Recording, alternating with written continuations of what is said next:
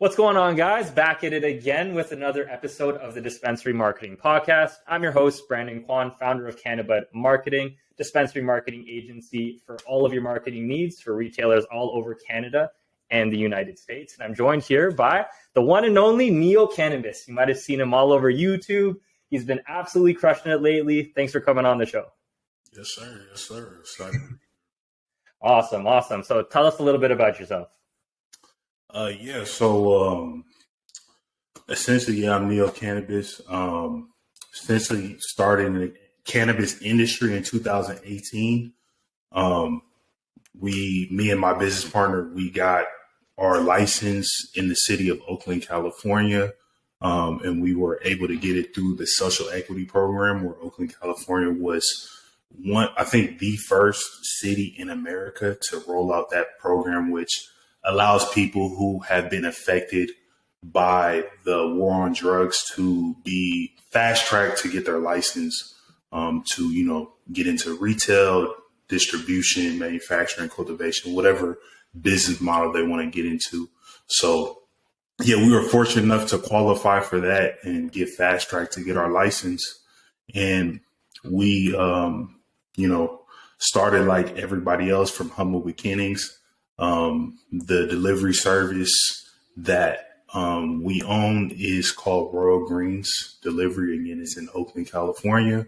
Started with 0 customers, $0 in revenue. And after 2 years, we were fortunate enough to scale that business into a 7-figure plus operation. Currently serving over 15 regions within Northern California, and we have a customer base of over 10,000 individuals. So yeah, that's a little bit about me. Definitely excited to explore, the podcast and just, drop some free game, free gems, free sauce. Something I like to say to, your viewers. Yeah, man, we love to see it. I mean, the story from 0 to, even tens of thousands of dollars, right? And then being able to share your journey from, like you said, humble beginnings and then giving back, right? So that you can share your knowledge so that people can do the same thing that you can do, maybe at a faster pace and even when they're younger, right? So that's awesome. I really want to dive into that because I'm actually super interested on the nitty-gritty details on how you did that. But let's talk a little bit about the YouTube channel. So, blowing up, doing the cannabis delivery, absolutely crushing it. You develop the systems and processes, and then you're like, okay, now how do I really give back? How do I educate? So you started this YouTube channel. So talk to me a little bit about the YouTube channel, what that's all about. What are the goals and what are the things you want to do with that in the future? Yeah, definitely. On this journey of, growing and scaling the business, again, when we started in 2018, there were no YouTube videos. There weren't no way to just Google how to do different things and, execute different strategies within the industry. It's kind of like you just had to learn yourself and, find out through trial and error.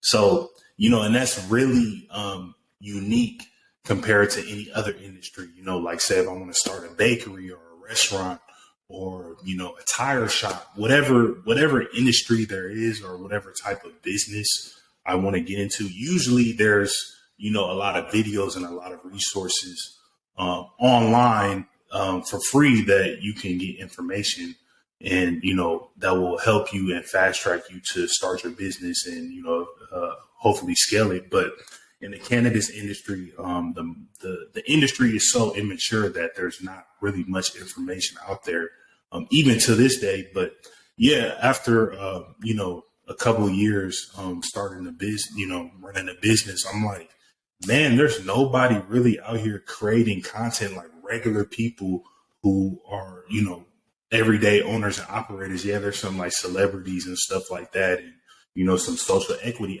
activists, but there's no like actual people who are actually boots to the ground, really creating value within the industry and giving information back to those who are, looking to start their own business or looking for more strategies on how to scale their existing business. So I'm like, shoot, I'm gonna just, start doing this I'm gonna just start doing it today. So yeah, me and one of my friends, he had got a camera, and we created my first video, how to start cannabis delivery service. And after a few months, that video literally blew up, and today it has over 50,000 views. So yeah, through the course of the year, started just creating more content, and over this past year, just definitely fell in love with that content creation. And as I'm able now to take a step back from the business and you know delegate roles to people within my business, and other employees and things of that sort, so I don't have to be so hands on. I really been able to hone in and really invest a lot of time into this content creation. And really my whole goal is to be the biggest in the game, like the biggest cannabis personality in the game, really started from nothing. So yeah, again, I just, invested a lot of time. I've been putting in a lot of effort into really growing this channel, just giving free game, free information for those who are looking to break into the industry. Man, the way I view, the way people give back on YouTube and all these contents. We were talking about like Alex Hormozy earlier. You got Ryan Pineda, you got Gary Vee, and all these guys, right? And I think one of the biggest, problems that a lot of people, like when they view free content online, they don't view it as valuable because it's free. They haven't paid for it, right?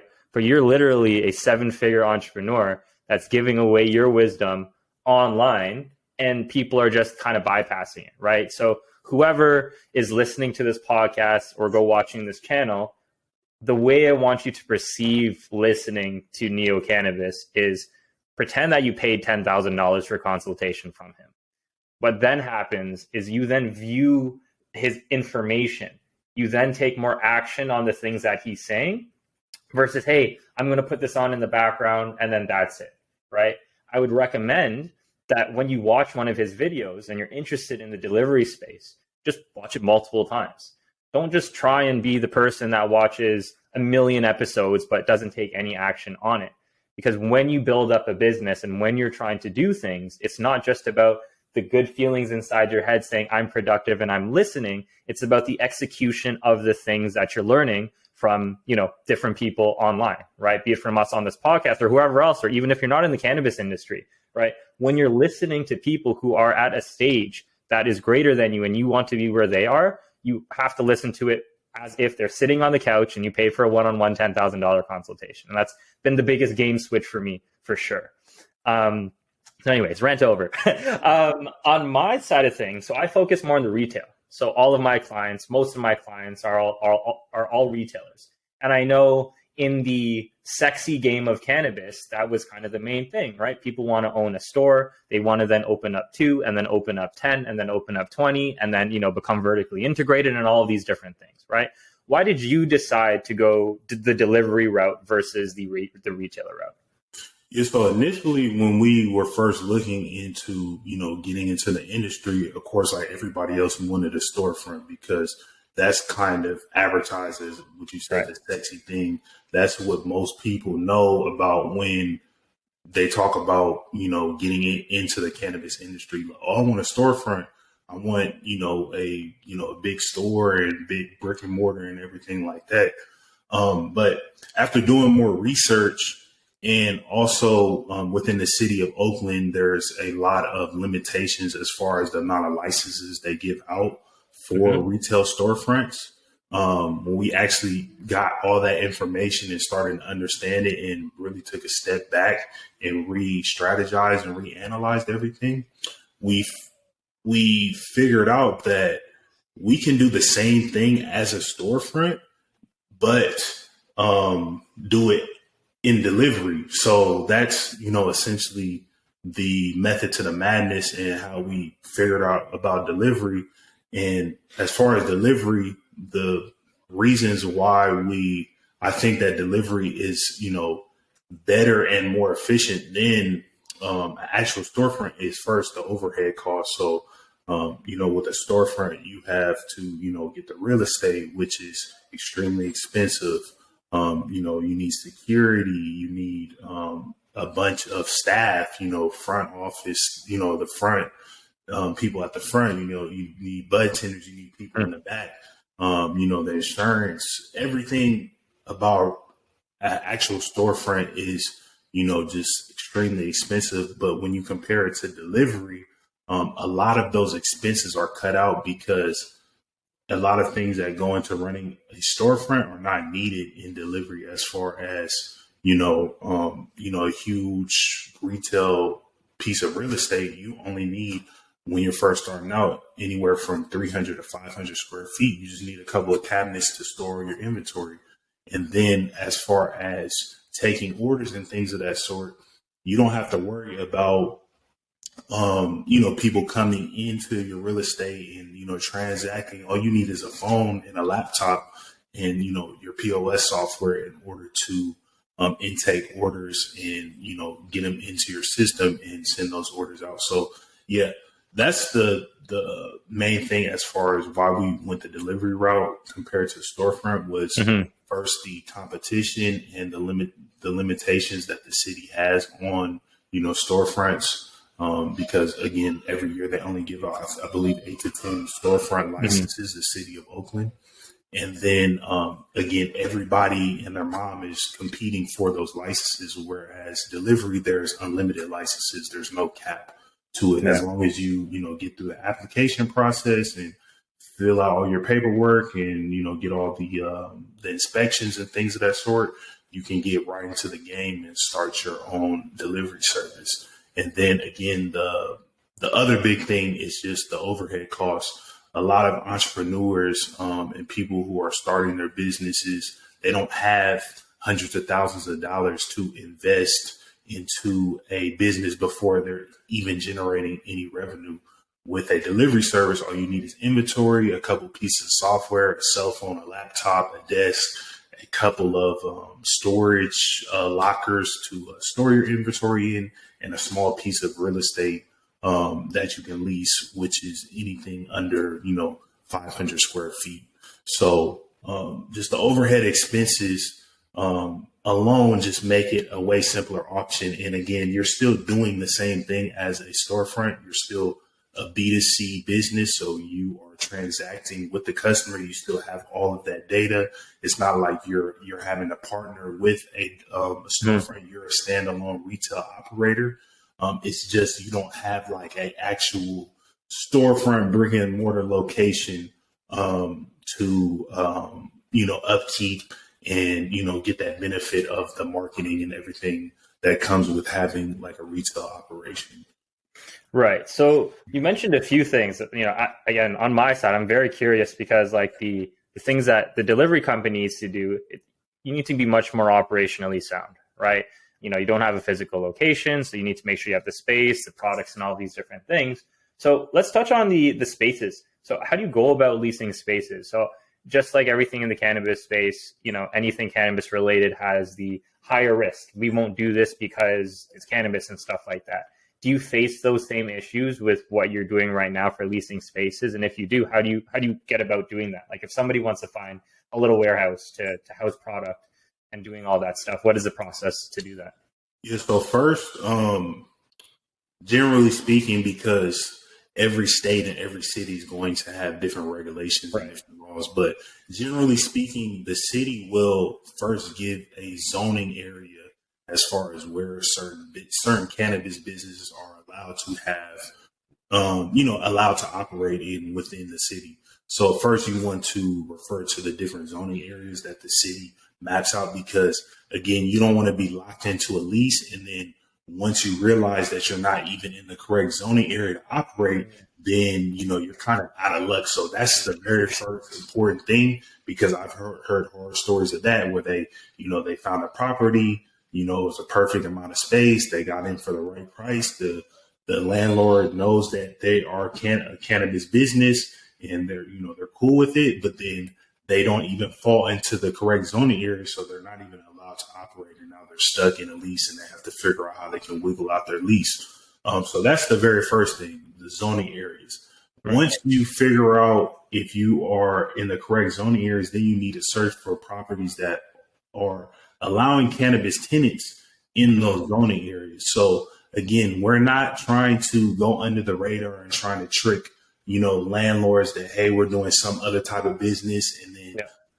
you're actually doing cannabis. Again, that, if you're trying to shortcut things like that, you're just going to run into more problems and it's just going to create more issues for you down the road. So there's a couple quick tips that you can use to search for cannabis friendly retail properties. One that is pretty widely known is called green zone areas. So if you're looking on Craigslist or any other commercial real estate website that where you can search for properties, you want to put in the keywords filter green zone, because that's usually a piece of terminology that landlords use to signal or to broadcast that they have a piece of property that is usually in the correct zoning areas and that is cannabis friendly. So they are allowing cannabis tenants. Again, you want to make that very clear with your landlord that you are a cannabis business, you're on license, or you are going through the correct licensing procedures. So that just puts a little bit of ease of mind. You're not doing anything illegal, or you're not in the gray area, or, operating through the black market. You're on license, or, hey, we're currently in the process of getting licensed.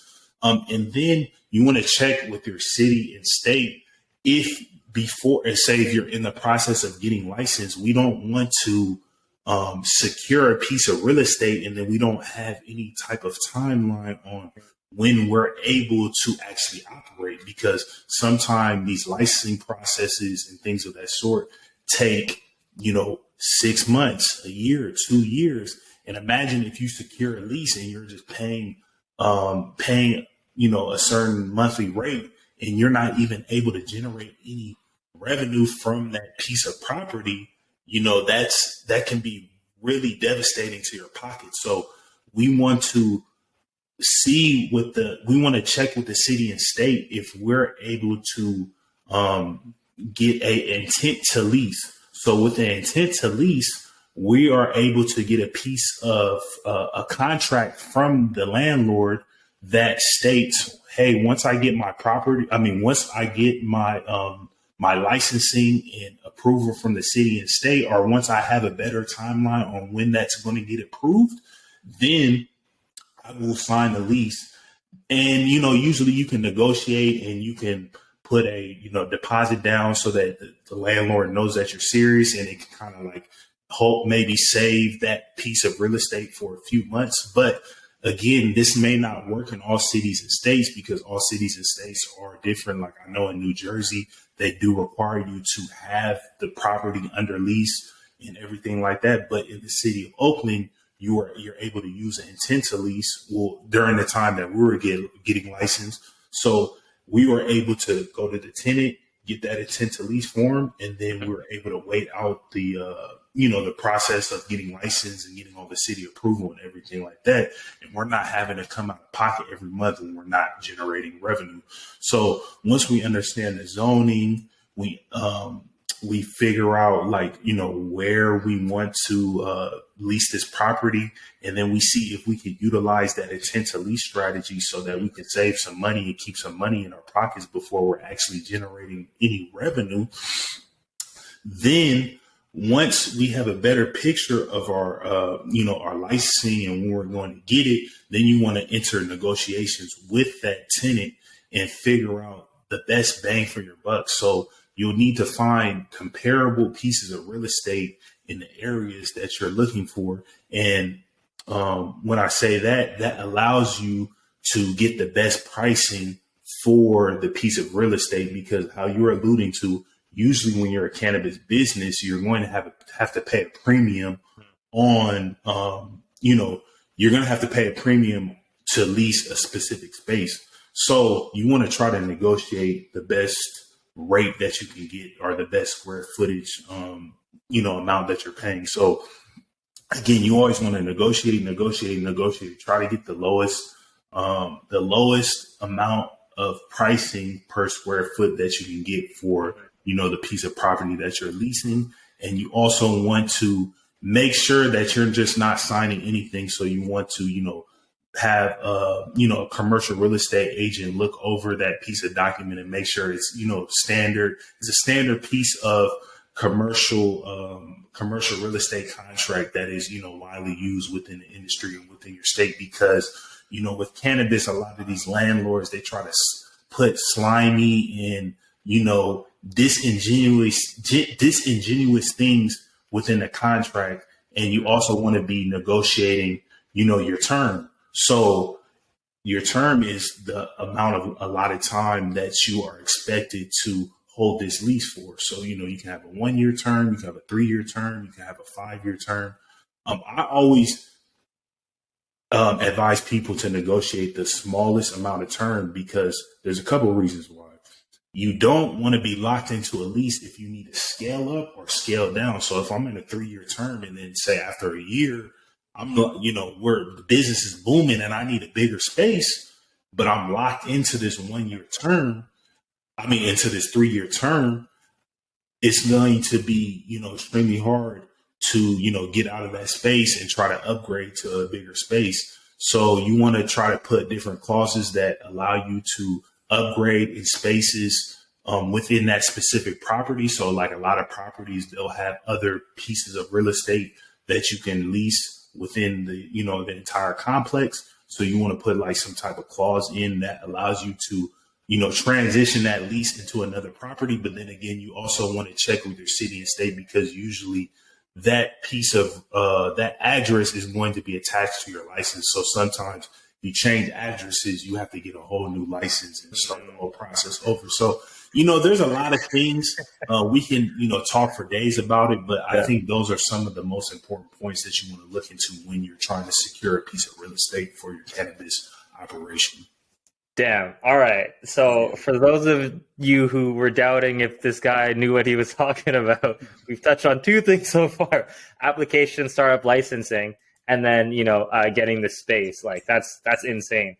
I think whoever's listening will probably have to listen to this multiple times, as I said before. So we touched on the startup part, applying, getting the license, just making sure you got the okay from, big government to say, yes, you can do it. And then the next one we touched on was finding a space to hold some of the product, right? So now what about the product? How do we go about getting the product? Do we negotiate the same way? Do we need to provide some proof that we are a licensed distributor? Can we just go to companies and just send them a DM and say, hey, send me a bunch of product? How does the product sourcing process work now? So product sourcing is going to be dependent on your state. So say if you're a state where, it's cannabis is recreational, right? You're going to need, that specific state license in order to have access to licensed product from different distributors. So distributors are going to be the B2B wholesalers who get product from cultivators or other brands. So they house them all into one, one facility, and then they have all like, they have one, how do I want to say?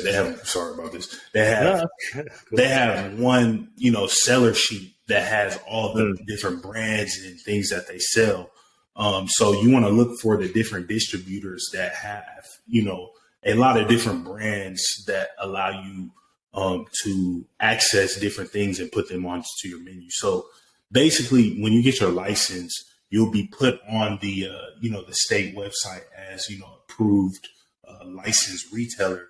And usually as far as, getting product, these distributors are going to, refer to these, this licensing master sheet that's on the state website, and they'll reach out to you. But a lot of the times, if you contact a specific brand, sometimes brands distribute their products in-house, or there are, larger distributors like Herbal, which is, really big. And, a couple other ones, as I'm referring to California, that have a multitude of brands that they wholesale. So, and then as far as negotiating, it's all based upon volume. So the more volume that you're able to buy, the more purchasing power and the more I'm able to negotiate pricing. If I'm just buying like, 12 Ace, I'm not going to have as much leeway and as much space to maneuver pricing and, just pricing to play with as somebody if I were to order 10,000 Ace of a specific brand. So it's all, dependent upon negotiation, relationships, and volume. So relationships is an important factor because with specific relationships, I can have access to deals and pricing discounts that other competitors are not going to have access to. So if I know a specific sales rep, they will tell me, hey, we have to offload these 5 pounds of cookie smalls or something like that. Yeah. And we can give it to you at this price before they actually broadcast that to all the dispensaries and retailers that they service. So relationships is really key. Volume will help you with, purchasing power. And then when you get your license, a lot of these distributors are going to reach out to you because they have to make money as well. So they have sales reps and things of that sort that will reach out to you, and you can create accounts with them and things of that sort once you get your licensing. So when you first started, how did you know what products you wanted to hold and deliver? As far as building out your menu, you really just look at, what are the top dogs, the competitors selling, and then also, just figuring out what are the hottest brands within the market. So there's a couple of ways to figure that out. There's a lot of analytic sites like BDSA, Headset that will tell you, what are the top selling brands in specific regions. Nice. What are the different price points that these brands sell at. And, after getting all that information, you will have a better understanding on what are the top brands within your region and what to price them at. So pricing plays a key role because most customers want the best product at the lowest price. So you have to be competitive with your pricing within the marketplace. So a lot, again, going back to these analytics providers, BDSA, Headset, these are, some of the best in the game. They'll give you all the analytics that you need to make the best decisions on what products should you be selling in your region, how you should price them, just what are the hottest brands. And of course, it just always fluctuates depending on the year, the time of the year, what is the product category. But you also want to have a wide variation, or at least a decent variation on the different types of brands, the different types of pricing structures that you have within the specific product categories that you sell, and the different categories that you offer. So you don't want to just only offer packaged flower. You want to offer packaged flower, cartridges, topicals, edibles. You want to try to broaden the range of products that you have as much as possible. But again, that goes all back to, purchasing power and just how much money that you have on hand to build out your menu and invest into the inventory. And then just also knowing your sell through, because you don't want to be sitting on a lot of product, because that is wasted money and you wasted cash flow that could be invested into other resources or sectors within your business, as far as marketing, employees, and a host of other things as well. So how do you cut up your product variation? So in terms of, like, let's just say percentages, because you're mentioning you have your flower, you have pre-rolls, you have edibles, you have tinctures, you have topical, like whatever it is. In general, how much of your menu / inventory is like flower compared to edibles compared to, the rest of the product? Like, how does that distribution pretty much look? Or does it change according to season? And do you vary it because you know what's going on? Or is it typically the same? Yeah, so product categories have been pretty stable. I mean, since we've always been in the industry. So, of course, your number one seller is going to be packaged flower. That sits around 60% of sales. Right. So you want to load up most of your menu with, packaged flower, different types of pricing. So you want to have top shelf, mid shelf, and then budget flower, which is, your ounce deals is like, $100 ounces or $40, $50 quarters or whatever. You want to have your budget flower for those people who may not have, the price, the amount of money to buy the best flower, but they still want something to smoke on that is decent quality and still will get them to that level that they're looking for. But then you also have those connoisseurs who only smoke fire or top shelf flower. That's going to be a smaller segment. And that just all goes into how you build out your menu. So you'll start understanding the more that you sell and understand your audience base on what types of products and brands that you should carry. And should you carry more top shelf flower or should you carry more budget flower? And that also depends on your region, because say if you're in an area like Calabasas, where, the income is probably over six figures, the median income is over six figures, probably most of your customer base is going to lean towards, top shelf products, the higher ticket items. So you may want to load up on more of those products. But say if you're in an area like Oakland, California, where, there is some, big spenders, but most people that live in Oakland, they're just trying to get by. They just, they're living check to check. So they're looking for more budget products, more budget flower, different ounce deals, quarter deals, cartridges that are, $20, $25 out the door. Again, there's going to be discrepancies on the quality. Right. If you're paying $60, $70 an eighth for packaged flower, there's a level of quality that consumer is expecting, compared to if I'm paying $10 for an eighth. I mean, it's just, it is what it is. Hopefully you get a little high, but it's not going to probably be the best tasting or the best smoking. So it's really just kind of understanding your audience, and, it just takes time. The more that you're able to sell and the more customers that you generate and accumulate, you will better understand who your target audience is and what products that they like. But essentially how it goes is, 60% of sales is usually going to be packaged flower. I would say about 20% of sales is going to be concentrates, or more specifically like cartridges.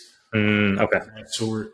And then, the rest is going to be split upon mainly edibles, but then maybe some topicals and things of that sort. And then pre-rolls is going to, fall into that packaged flower, which is, around the 60-65%. So, right.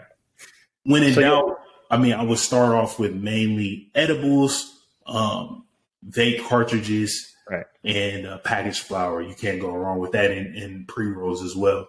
And then you can start exploring into the topicals and tinctures and, drinks. All those are going to be really small. But again, it can just depend upon who your audience is, because, tinctures and topicals, those are really popular amongst, the older generation of individuals who may not want to smoke or get super high off of edible. They just want something a little bit more mellow, or they're looking for it to apply it to a certain area that they have pain in, which is, good as far as topicals and things of that sort. So it just all depends on your audience, but those are some general guidelines on, what you should expect.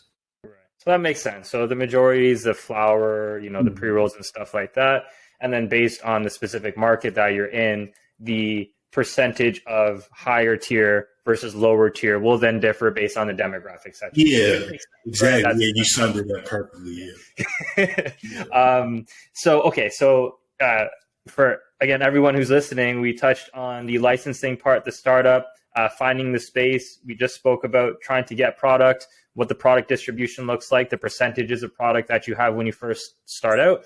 it makes most sense, to do majority flower, at least when you're, at the beginning. Then once you get some data and analytics on the back end, you can figure out what people like and what people dislike. So that's awesome.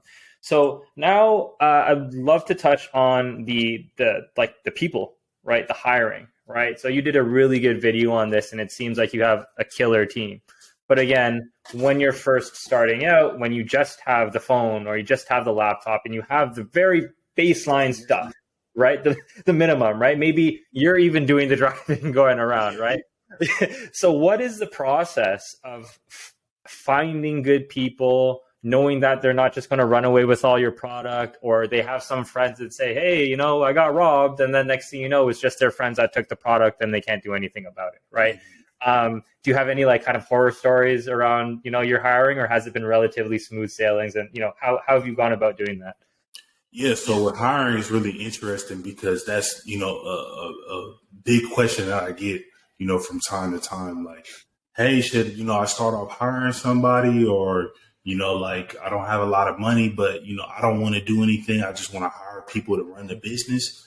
What I tell most people is you should be doing all, if you don't have the capital, you should, and you probably are going to have to do all the work. You're going to have to wear all the hats. You're going to have to answer calls, take orders, dispatch the orders, probably have to drive. That's what me and my business partner did. We literally did everything. Buy the inventory. We had to, set up all the systems, set up all the software, be familiar with the software, and learn how to input all the data into the software so that we can, keep track of inventory, count all the inventory, make sure that we have the correct amount of money on hand. So you're going to have to wear all the hats if you have a limited amount of capital to play with. As far as hiring, I always say, and then if you do have some capital on the side, or you do start getting to that stage where you may need extra hand on deck, I say, turn to the people that you can trust most. It's probably going to be, friends and family, and, reputable friends and family, because we all know that not all family. we always got somebody. Yeah. So, turn to people that you can help, that you can trust the most. Definitely friends and family. And when you start, when the time is right, you'll understand when you need to start hiring. Because say if you're just doing 3-4 orders a day, obviously you could probably do all that yourself.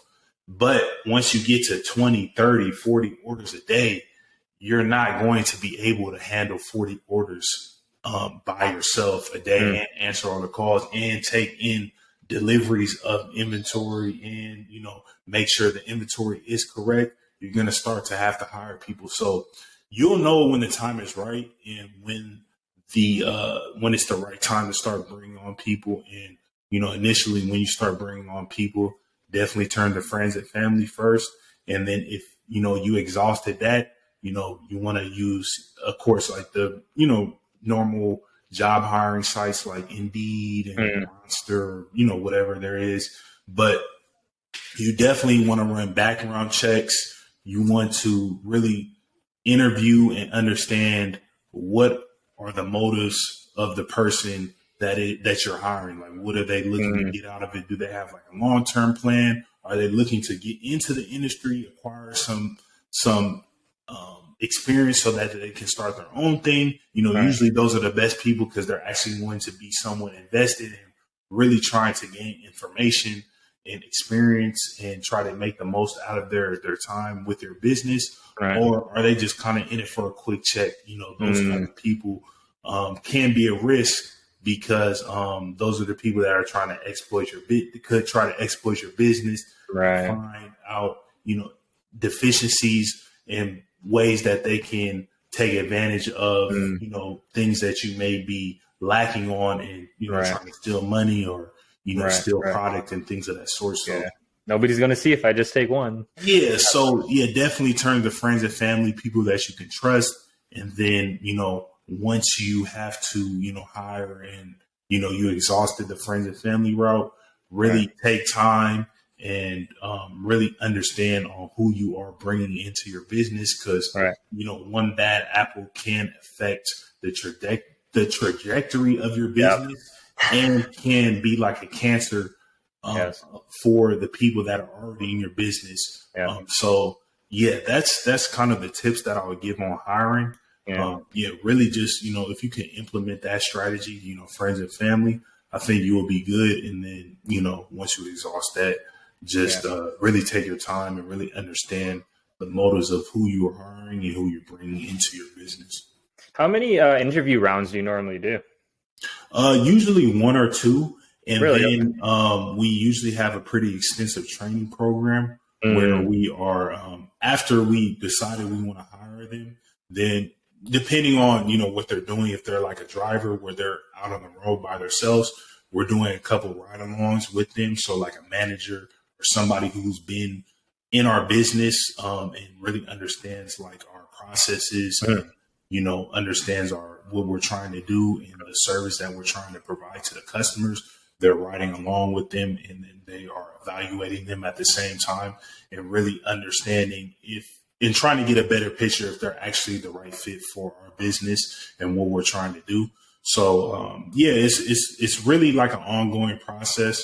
We're also doing quarterly evaluations and just trying to better understand who the person is and just like what are their goals, what do they like about the business, what are some of the inefficiencies that they see in the business and how we can improve, and then also evaluating them and seeing where maybe they're not the best in, and just giving them tips on how they can improve and be a better asset to the company. So it's definitely an ongoing process yeah. on vetting your employees and making sure that you have the right people, because you don't ever want somebody just to feel comfortable, because once they feel comfortable, they feel like they're kind of untouchable, and then that's where what I said, they can try to find exploits within your business and try to backdoor things as far as cash and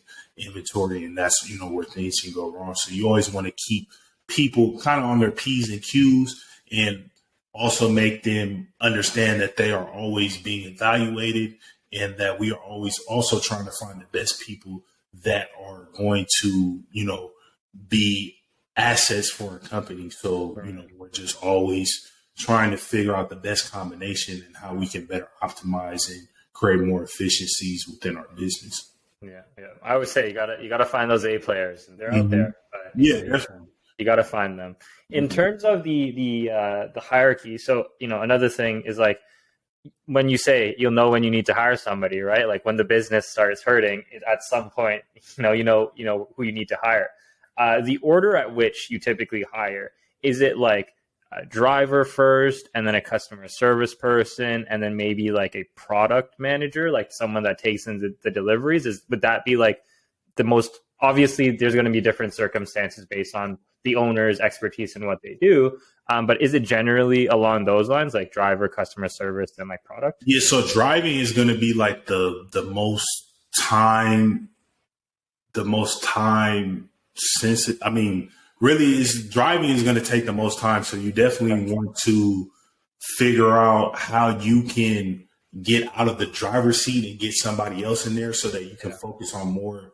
I'm not going to say driving is definitely important, but there's other aspects within the business that you can focus on if you're not driving that can better optimize your business and, just create, allow it to be more efficiently run. So if you can get yourself out of the driver's seat, if you're starting from zero and you're trying to wear all hats, that's definitely the first place, like you alluded to, that you should try to find people to do that task. Mm-hmm. But once you're done with driving, then you're probably going to just focus directly on customer service and taking orders in and, more of the inventory side of things and purchasing things of that sort. So usually after driving, you're going to focus more to where you're just inside of the office and you're answering all the calls, answering texts, managing the weed maps, things of that sort. So that's probably going to be the second person that you find, or the second set of people that you find, people who answer calls, texts, weed maps, orders, online orders, your dispatch team. So So first you got driving, then you find like dispatchers, then you'll be kind of more of like an operational manager where your Right. focus is mainly on how can I find the best deals and the best pricing to increase the margin, Mm. and, increase top line revenue. So Right.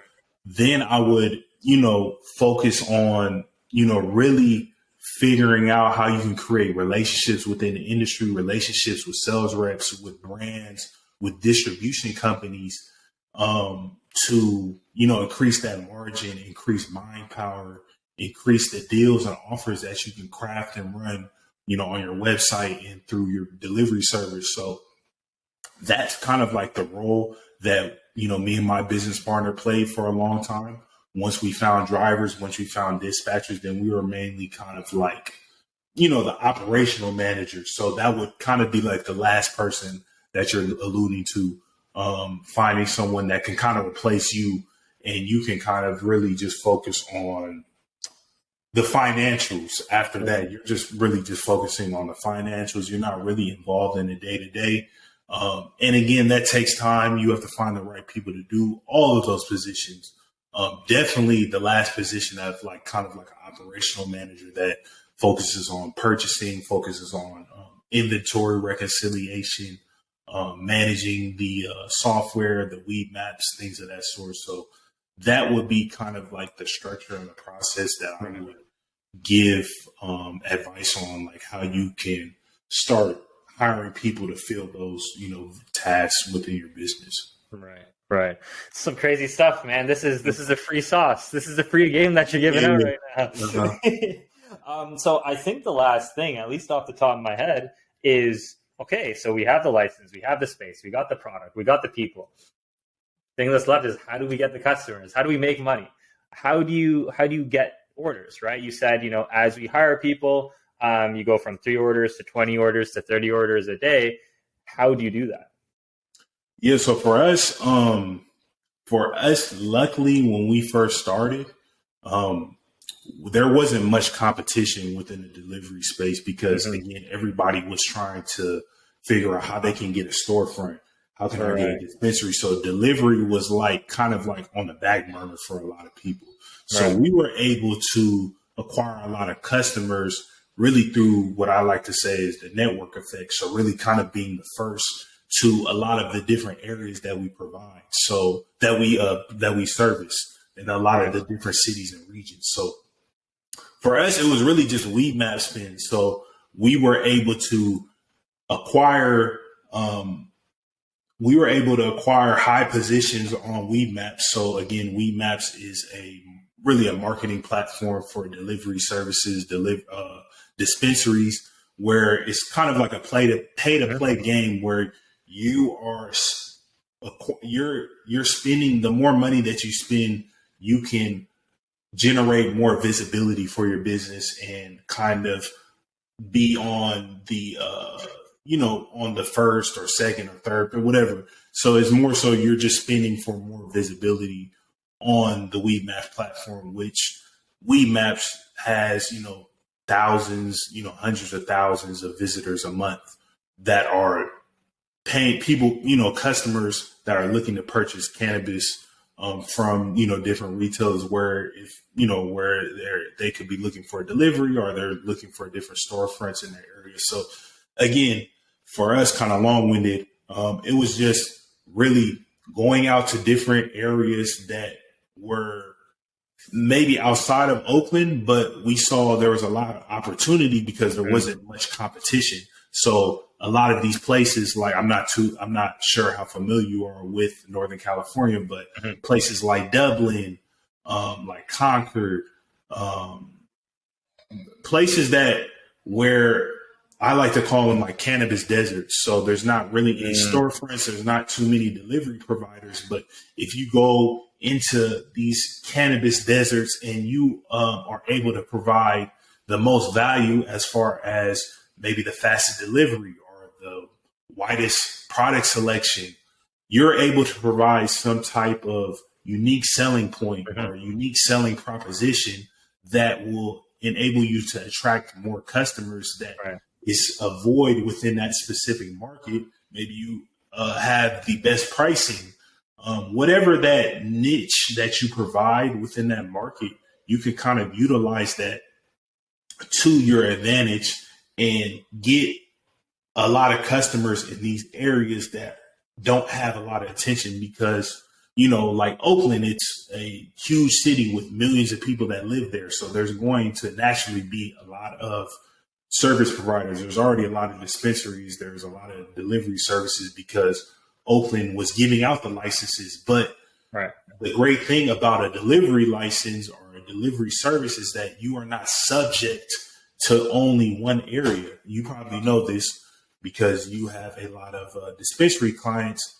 They're kind of stuck. They're just sitting up. They're literally there's different marketing strategies, but for the most part, they can't go out and get customers. It's kind of like they have to kind of broadcast their marketing and hopefully somebody walks into the door.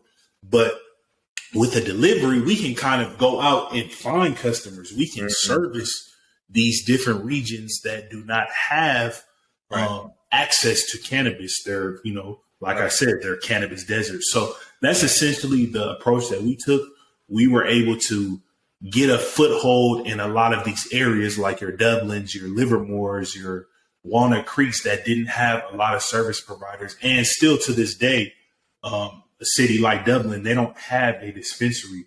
So, now there's a lot more competition. But in 2018, 2019, when we started, there was really nobody servicing those areas. So we were able to obtain a lot of customers through that. And then also once you get those customers in your funnel, then you want to, get them, like what I say, into your drip. So you want to be providing them with different offers, different deals through text message, through email marketing, so that they will become repeat customers and you can increase their lifetime value because those are customers that you do not have to pay for because you've already acquired them. Now you just have to provide them with the right deal or offer or the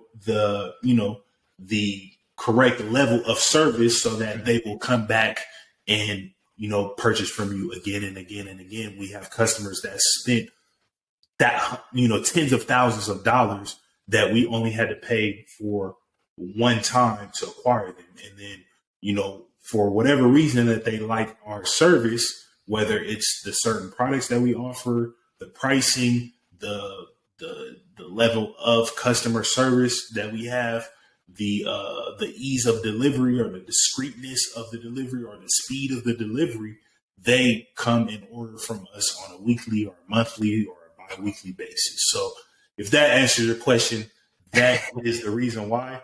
I like to tell people in the simplest form, find your unique selling proposition and then find different places where you can broadcast that unique selling proposition.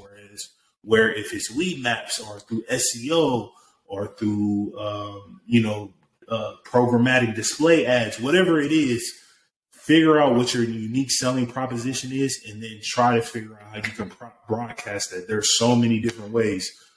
Yes, in cannabis, you can't advertise through Google or Facebook or Instagram or Twitter or whatever, but, you can run events, you can sponsor different teams or whatever. There's so many different ways that you can broadcast who you are out to the world. Maybe it's just hand-to-hand boots to the ground contact. You're just going to highly populated areas and you're just giving out a business card. So, you have to get creative when you're in the cannabis industry.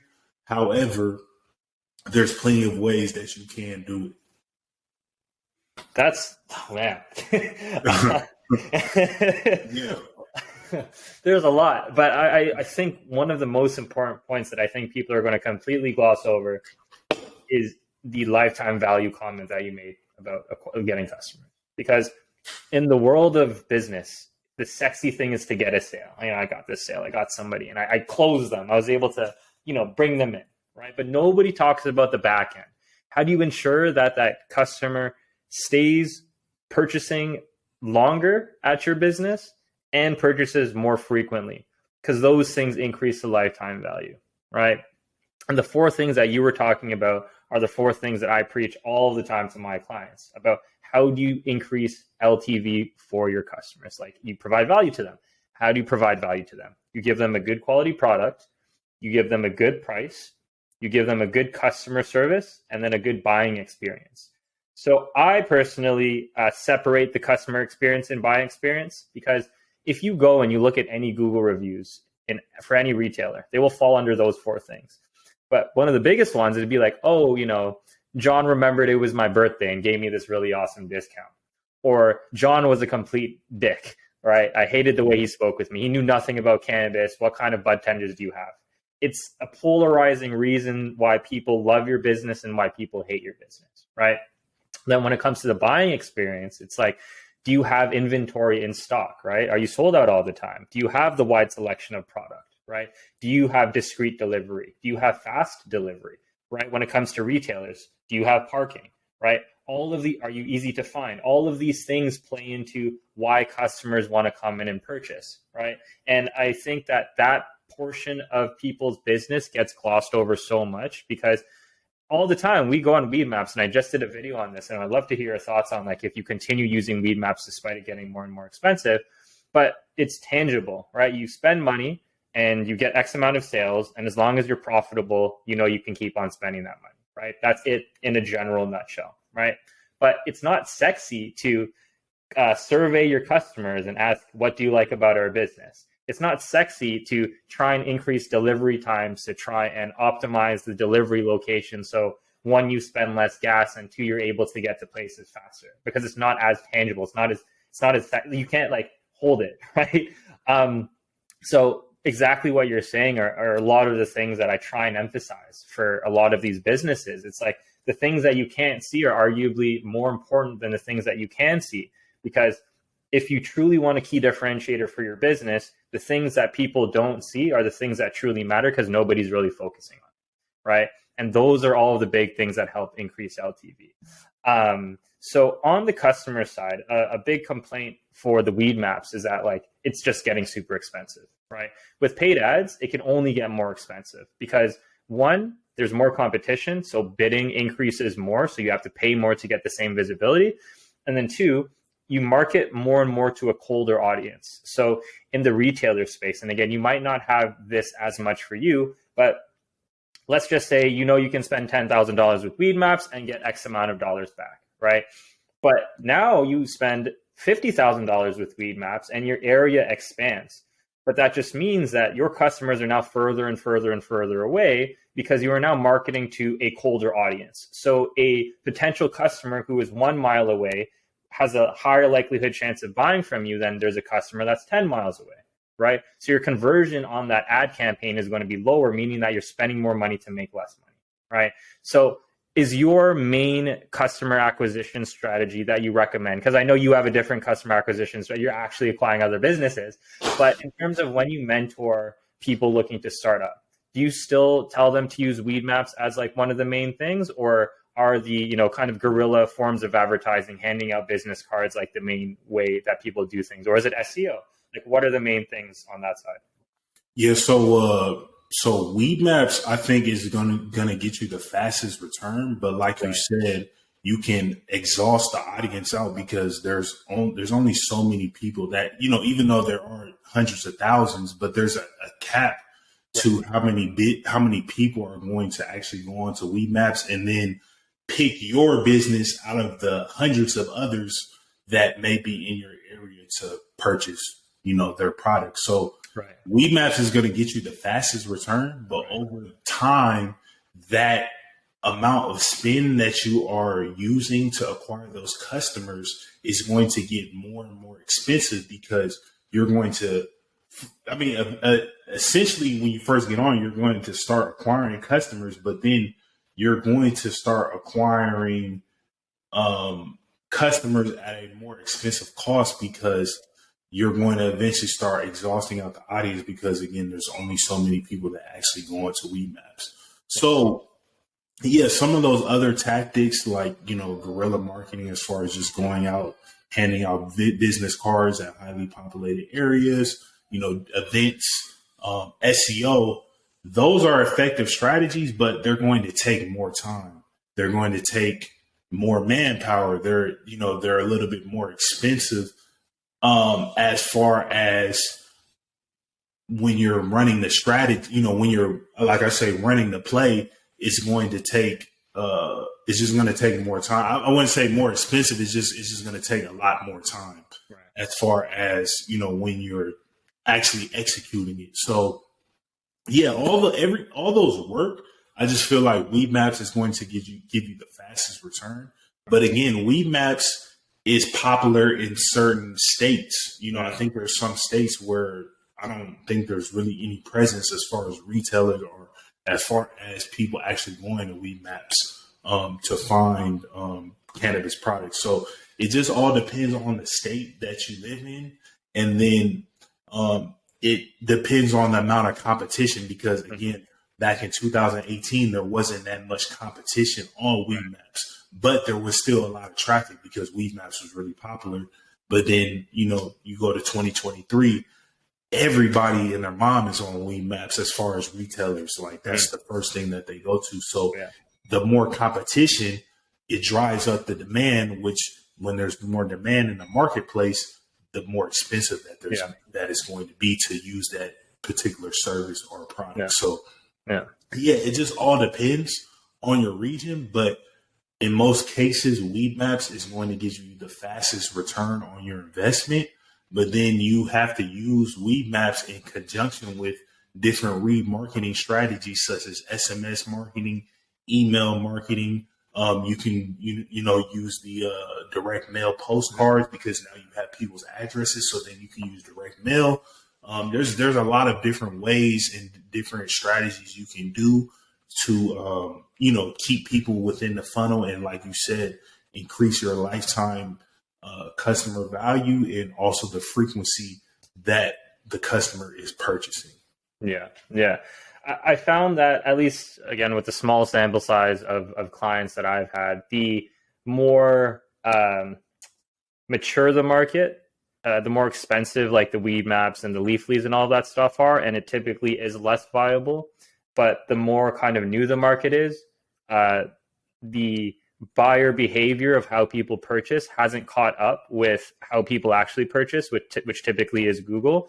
So like we had a client out in Montana who just switched over from medical to recreational, but the bulk of their sales came from the Leafly Weed Maps kind of connection, because that's, again, nobody really knows, like, is this new thing that people are buying? So they just go to, what's the next thing in their head, until so many people are on the platform, then it gets way too expensive. Yeah, because essentially you're just leveraging the platform, because these platforms like Leafly, Weed Maps, they already spend hundreds of thousands, if not millions of dollars a year to advertise, to get people to get traffic onto their platform. And they also have other resources as far as, SEO. They have content writers and things as far as to, generate them more traffic through SEO and things of that sort. And they've been doing that for years. Yeah. So essentially you're leveraging the platform's traffic to get you customers, which is, a safe bet, because again, these platforms are already spending hundreds of thousands, if not millions of dollars to generate traffic onto their platform, especially in these newer markets. But as the market, as you said, gets more mature, it gets more saturated, there's more demand as far as retailers onboarding onto the platform. And the amount of traffic is not increasing, because again, there's a locked amount of people in these specific regions. Population sizes in specific cities, they may go up a percent, they may go down a percent, but unless you live in like Austin or Atlanta or Miami, the average city is not, gaining 10% of new residents a year.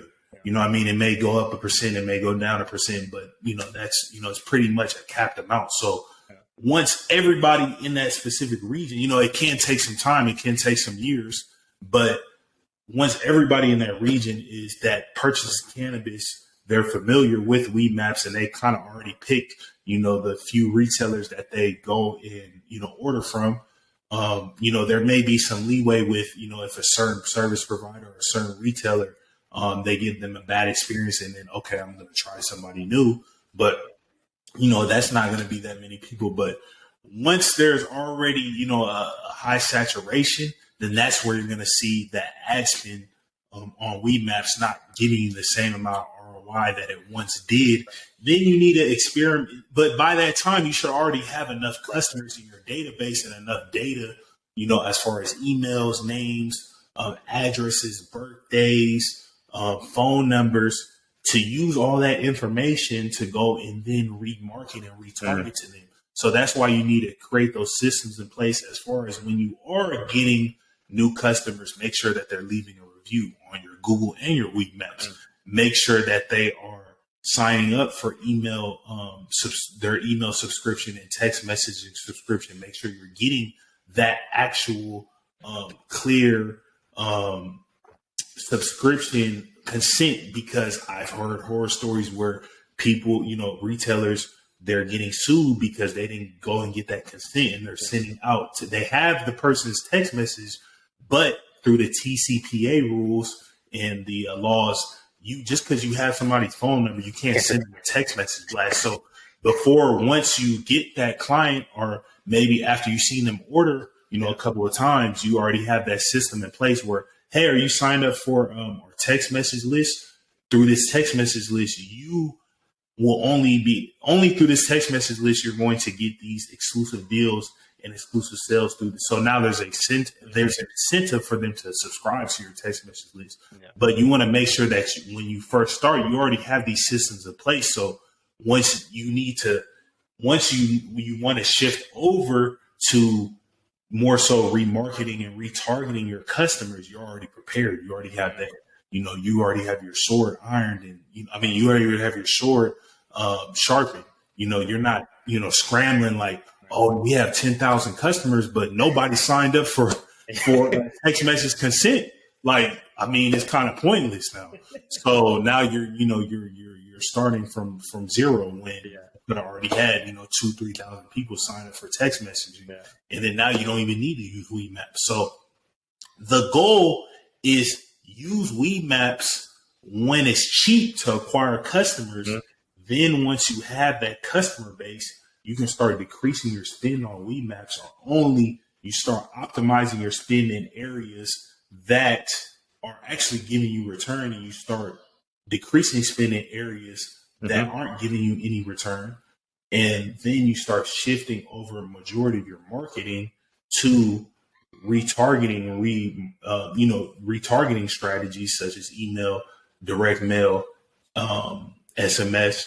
And then, that's way cheaper than, spending thousands and tens of thousands of dollars with Weed Maps. So that's really the game. That's the play. And that's, essentially what we have been doing.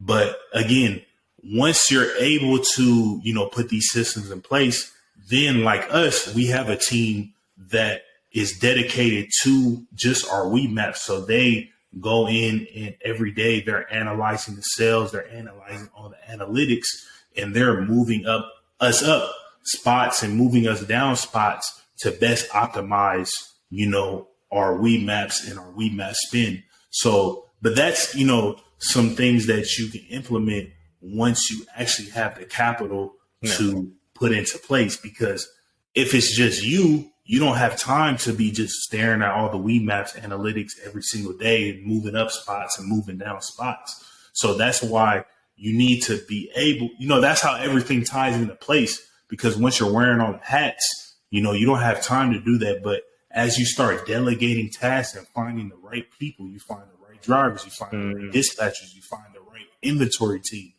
then you can focus on things that are actually more important and more, really just more important to you generating more revenue. So, right.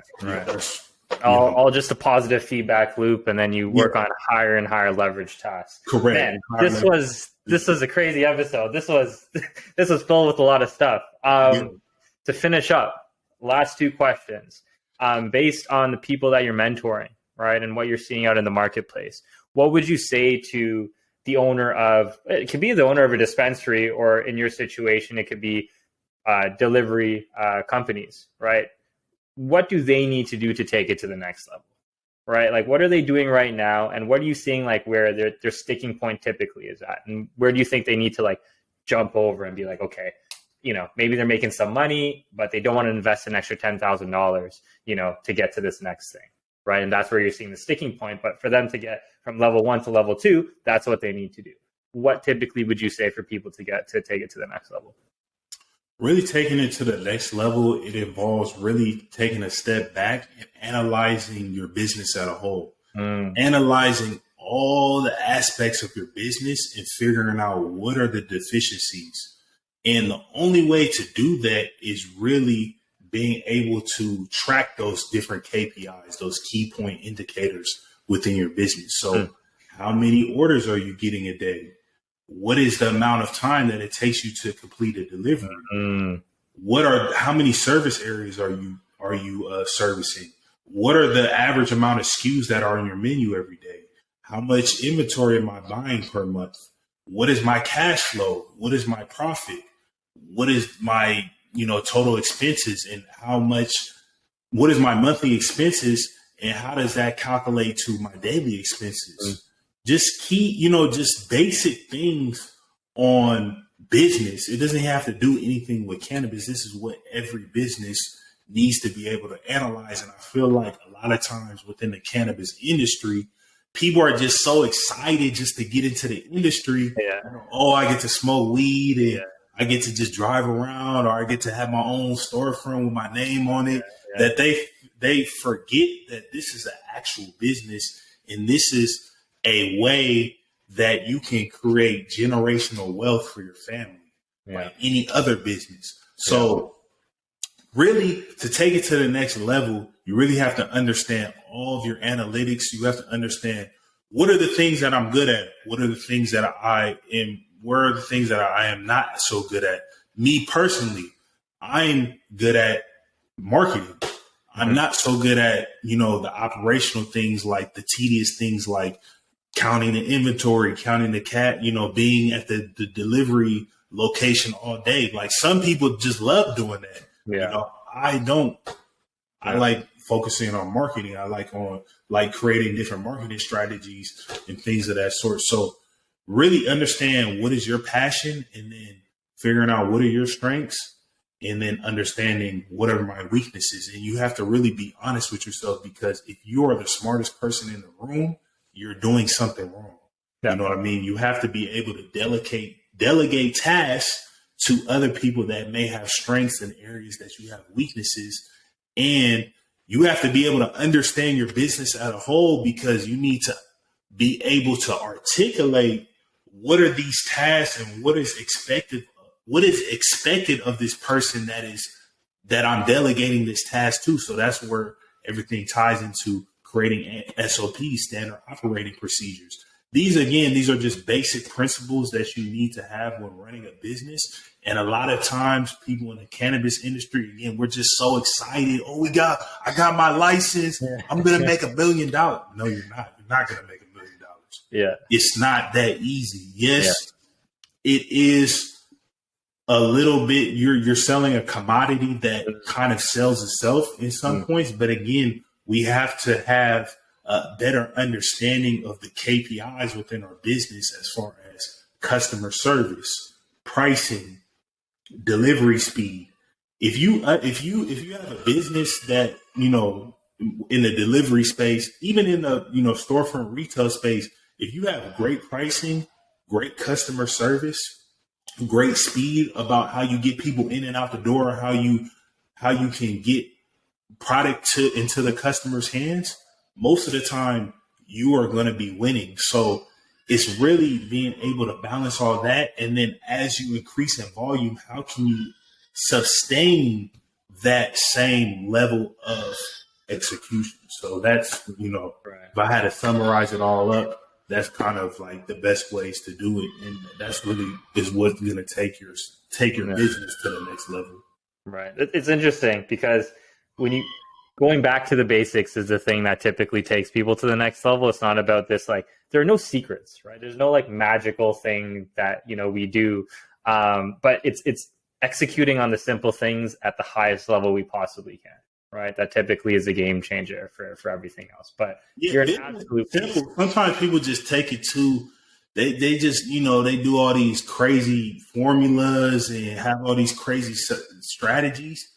If you really break it down, again, my delivery business is simple. It's really people want great customer service. They want the best pricing. They want quality product, and they want fast delivery. Those are the four things that people want. So if I can create a business that allows me to provide those key things to my customers, then I know that my business will be able to generate the most amount of revenue month in and month out. So that's, it's just really just breaking your business down to like the key principles. And again, it's also knowing your why, being honest with yourself, knowing what are your strengths and weaknesses. Why do you want to do this? Do you just want to do this because you think you're going to be a billionaire? I don't think it's the right business for you. You know what I mean? Right. So it's really, having a mindset, knowing your why, knowing your strengths and weaknesses, building a team, and then understanding what are your USPs. So what are your unique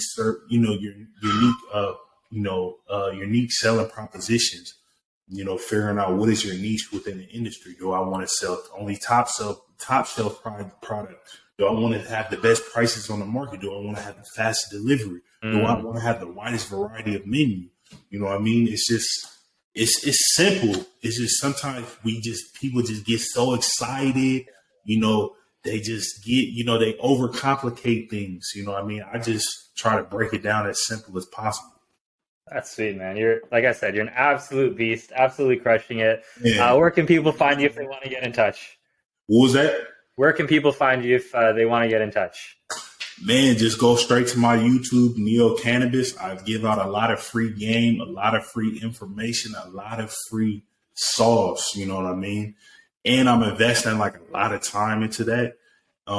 Also, if people are interested in really getting, it's not going to be like a one-on-one type thing, but if you are interested in asking me anything about the cannabis industry, I do have a Patreon group where we come together for 1 hour every week on Sundays, and you can ask me any question pertaining to the cannabis industry, or starting your own retail operation, your own delivery service, any type of knowledge that I have, I'll try to answer to the best of my ability. So yeah, that's, if people want to find me, go to the YouTube channel, join the Patreon group. If you join the Patreon group, you get my free ebook, How to Start, Stabilize, and Scale Your Own Cannabis Delivery Service. It's a lot of free game. A lot of knowledge, a lot of information in that ebook. It's over 30 pages of information in there, walking you through A to Z how to start your own cannabis delivery service. Let's go. That's sweet, man. Like, look, I don't think there's anybody else in the game right now that's providing as much value than you. This is almost an hour and a half. And I think we only got the 30,000 foot overview. We just kind of touched on the different topics. Yeah. So I could just imagine the different things, maybe we might have to run another episode, but definitely. That's it for me today. Like I said before, this is the Dispensary Marketing Podcast. I'm your host, Brandon Kwan. If you're watching this on YouTube, like, subscribe, hit the notification bell, all that fun stuff. If you are a retail business, definitely hit me up as well. We do marketing for all retailers, both in Canada and the United States. But that's it for me today. Thanks again for watching. Talk to you guys later.